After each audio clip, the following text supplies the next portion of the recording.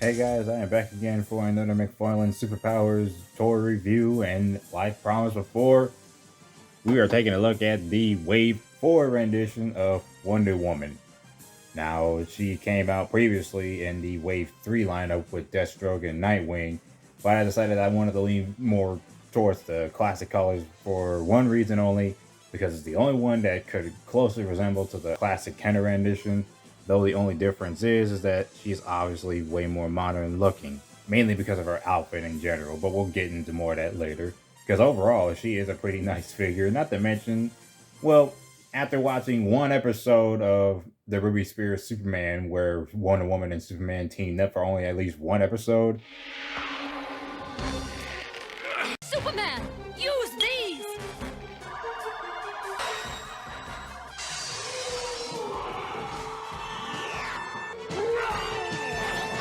I'll get this one! I just felt obligated to actually finally have a Wonder Woman in my collection. I just thought she was a pretty cool character any dang way. Anyway, so as we all know with the package, the typical superpowers aesthetic with her classic Wonder Woman logo this time and not the more modern one from the previous wave. Also sporting a classic card back with Wonder Woman looking like this, which is really, really cool. But at the same time, looking at this action figure, you can see a giant contrast of what's different about the classic and modern design, considering that this figure is a repaint of that previous figure. And we have the classic McFarlane toy line logo right there, and then the back side shows you the other figures you can collect along with Wonder Woman's name and bio over here, and the other things you can get, which is the Batmobile and the Invisible Jet. So now we're done with looking at this package. Let's go ahead and take Wonder Woman out of her package. Alrighty, so we have Wonder Woman out of her package. Hold on a second, there's one thing I need to get out the way. There we go, that's much more like it. I will say this cape is nice and it's got that very nice fabric and all that. Pretty nice cape, but I'm so used to Wonder Woman not actually having a cape, so we're just gonna have to put it to the side for now. I don't dislike the cape, I just definitely think I'm so used to, Wonder Woman without the cape. Going over the figure itself, this figure looks pretty awesome. Just most of the superpowers figures I've been collecting were pretty good, and my favorite is still Nightwing. So, might as well go ahead and just say that this figure is just another good one. But I will also say that it's also kind of lacking because this is obviously a repaint of the previous Wonder Woman figure. And I just wish this was obviously a new sculpt, because if they wanted to go for a more classic look, they could have definitely gave it the more classic design, and her hair too. But regardless, it is still a nice looking figure. Go ahead and take a closer look at the figure, and you see the head sculpt of Wonder Woman looking pretty nice as usual. But of course, this is obviously a repaint of the same one. I don't have this. I don't have the original version. I just think this one just looks way better. Even the skin tone, because I've seen the other one. The skin tone was off in my opinion on that one. I just like this one way more. Not to mention the way everything is painted together. The star on the top is painted compared to the other one, which wasn't painted in.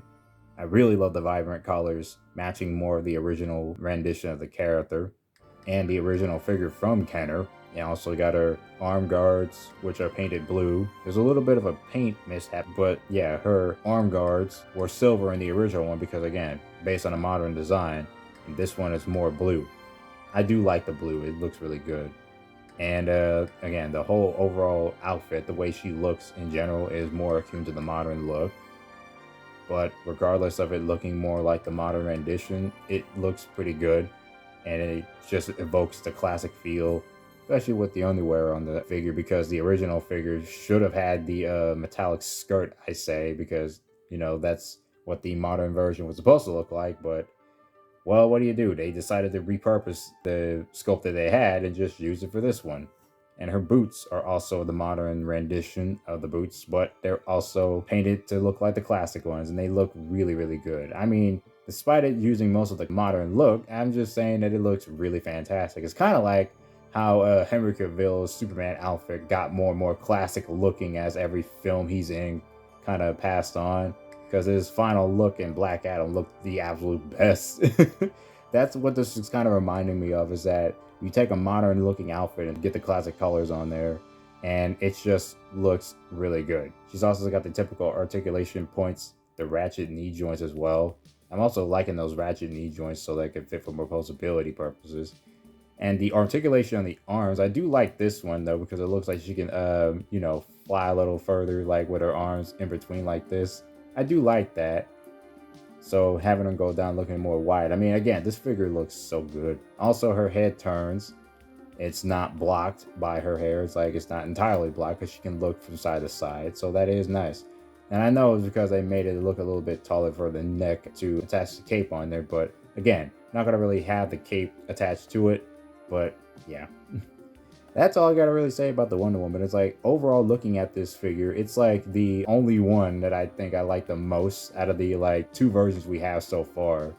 And if I ever do get a classic Wonder Woman from Kenner, I mean, that would have been cool, but I probably do not want to be coughing up that much money for that. So again, getting this for $10 was still worth it. I mean, I absolutely really do like this Wonder Woman figure. And one problem that I do have with the figure is not even the sculpt at this point or the cape. It's really the fact that they had no real idea how important it is to include a lasso for her, because her lasso of truth is one of the core elements of her character. And for some random reason, the superpowers line that we got from McFarlane doesn't decide to give her a lasso. Not even the previous version. But it's not too bad, because I'll still be buying a separate one from the Cape Master, the seller that's on eBay that I bought the custom capes for Batman and all that. So I'm perfectly fine with buying a separate accessory on the internet, but at the same time, I just kind of wish that my money's worth should be going to an accessory that works better than just, you know, getting a cape like this. But again, the cape is a nice addition, but again, I prefer to have my Wonder Woman figure without it. Go ahead and get these other 2 figures to compare it with. We have the classic Detective Batman and Superman right alongside Wonder Woman, and yeah, the holy trinity of the DC universe. And yeah, it looks really, really good together. I just really like this classic look. Here she is right alongside my customized Red Nightwing alongside Deathstroke. And by the way, the video of the custom Nightwing is still up, and you can still look at that. Yeah, they all look pretty nice together. Here she is with the Dark Knight Collection Batman and the Batman Returns Catwoman figure, both from Kenner. And again, smaller scales, so she almost towers a bit, but at the same time, she's like in the same scale with Batman. So Batman and Wonder Woman do look nice together, though Catwoman is scrawny. And my last comparison will be Batgirl and Poison Ivy from the Batman and Robin toy line. Almost looks like that these 2 women are trying to tower over Wonder Woman, but they almost look like they're in the same scale. Actually, one more comparison. Here's my Legends of Batman Nightfall Catwoman figure. Almost to the point where that the Catwoman figure is basically towering over Wonder Woman, but yeah, you get the idea now. Alright, so that's going to be it for this review of the McFarlane Toys Superpowers Wave 4 Wonder Woman figure. Just a really good figure. It does have some obvious issues, like the design being more closely related to the modern rendition, though still evoking the classic feel, which is really a nice touch. And overall, it's still a great figure sculpt. And it is pretty cool to own a Wonder Woman figure. This is literally my first one, and it's already a really good one to own.